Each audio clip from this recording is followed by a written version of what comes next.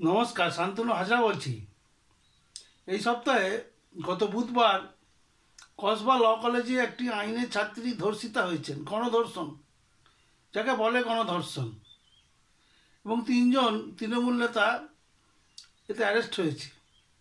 তা গোটা দেশ জুড়ে এই ধর্ষণের বিরুদ্ধে প্রতিবাদ উঠেছে। এর আগেও আরজিকর মেডিকেল কলেজে এক সিনিয়র ছাত্রী, তিনিও ধর্ষিত হয়ে খুন হয়েছিলেন। গোটা বিশ্ব প্রতিবাদ জানিয়েছিল। মেয়েরা রাত জেগেছিল, বলছিল বাকি রাত আমরা জাগবো, দেখি কি হয়। কিন্তু কোনো সুরাহা হয়নি। আবার সেই ঘটনার পুনরাবৃত্তি হলো কসবা ল কলেজে। এই কসবা ল কলেজে তৃণমূল ছাত্র পরিষদের যে শাখাটি আছে, এই বেপরোয়া শাখা, এখন শোনা যাচ্ছে যে বিভিন্ন মেয়েকে তারা এরকম লাঞ্ছনার বা তাদের লালসার শিকার করেছে। এবং এখনকার যে মেয়েটি, এই মেয়েটিকেও তারা ডেকে নিয়ে যায় এবং ইউনিয়ন রুমে রাখে প্রথমে। কি সাহস! তারপরে তাকে সিকিউরিটি রুমে নিয়ে গিয়ে ধর্ষণ করে একজন এবং বাকি দুজন পাহারা দেয়।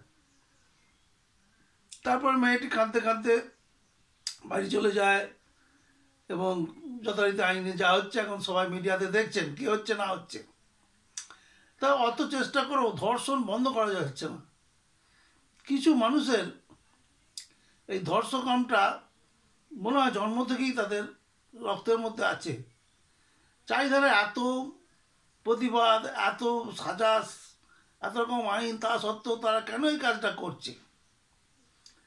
এবার অনেকে পার্টির দোষ দিচ্ছে, বলছে তৃণমূল মানেই হচ্ছে কি, যেহেতু বিরোধী দল নেই এবং তৃণমূলের ছেলেরা যেমন তাই করতে পারছে, ওপর মহলের কোনো চাপ নেই।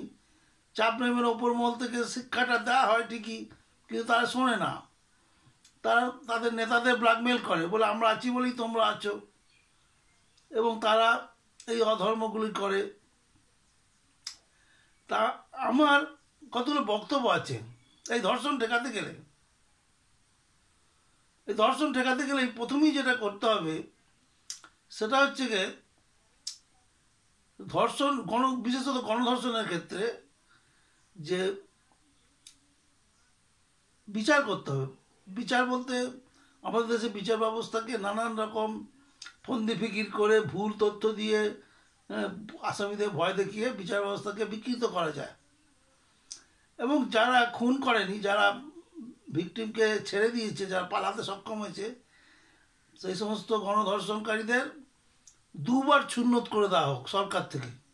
অর্থাৎ মুসলিমও যদি হয় তাহলে তার একবার সুন্নত হয়েছে, তাকে আর একবার করে দিতে হবে। আর হিন্দুদের ক্ষেত্রেও ওই সুন্নতের মধ্যেই তার উপরের চামড়া পুরোপুরি নিঃশেষ করে কেটে দিতে হবে, যাতে আগামী দিন তারা এই পুরু করে ওই নিউজপ্রিন্ট জাতীয় ক্রিম লাগিয়ে ঘুরে বেড়ায় এবং সবসময় মনে রাখে আমি কী করেছি। এছাড়া আরেকটা নিদান হচ্ছে গিয়ে মেয়েদের যারা কলেজে পাঠাবেন তাদের অন্তর্বাসের মধ্যে একটা প্যানিক বাটন দিয়ে দিতে হবে। এটা সরকার দেবে। প্রত্যেক মেয়েকে সরকার থেকে এই প্যানিক বাটনওয়ালা একটি অন্তর্বাস দেবে, যেরকম দেয় আর কি, রেশনের মাধ্যমে দিতে পারেন। আরেকটি কাজ করা যায়, সেটা হচ্ছে গিয়ে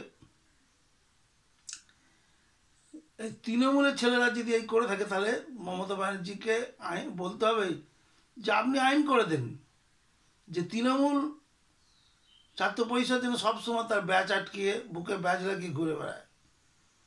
তাহলে মেয়েরা সাবধান হয়ে যাবে। কারণ সব ক্ষেত্রেই দেখা গেল সেই তৃণমূলের ছেলেরা জড়িয়ে রয়েছে এর মধ্যে, এই ধর্ষণগুলোর মধ্যে, গণধর্ষণগুলোর মধ্যে। এছাড়াও আরও ব্যবস্থা নেওয়া যায়, সেটা হলো গিয়ে মেয়েদেরকে সবসময় দল বেঁধে থাকতে হবে এবং হাতে দরকার হয় নখ বলতে এক ধরনের নখ পাওয়া যায়, সে যে বাঘ নখ দিয়ে শায়েস্তা খাঁকে জব্দ করেছিল ছত্রপতি শিবাজি, সেই বাঘ নখ বাজারে কিনতে পাওয়া যায়। এই বাঘ নখ পরে তাদের কলেজে যাওয়া উচিত, যাতে কেউ তাদেরকে লাঞ্ছনা স্বীকার করতে পারে, তারা ভয় পায় যে এদের কাছে বাগনক আছে। এমনি আটকাতে গেলে, এমনি তারা যদি জোর না করে, এমনি আটকাতে গেলেই সেই খোঁচায় তারা বিদ্ধ হবে। এছাড়া এই ধর্ষণ সম্বন্ধে অ্যাওয়ারনেস, এই ধর্ষণের বিরুদ্ধে মানুষকে বোঝানো, এ ব্যাপারে আমাদের বিখ্যাত দার্শনিকের যে দার্শনিক